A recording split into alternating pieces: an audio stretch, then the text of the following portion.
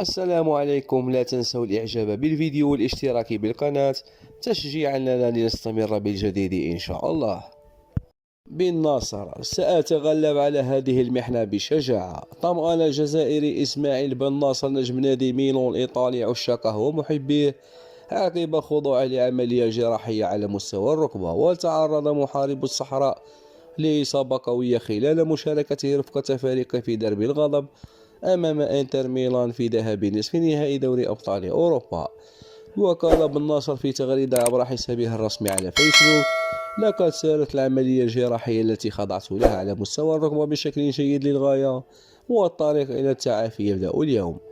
وواصل: سأعمل بجد وأقاتل كل يوم لأعود أقوى وأكون قادرا على الدفاع عن ألوان فريقي وبلدي مرة أخرى. وختم: أشكركم جميعا على رسائلكم التحفيزية والقوة التي منحتموني إياها للتغلب على كل هذا، وسأبقيكم على اطلاع بكل خطوة في إعادة التأهيل.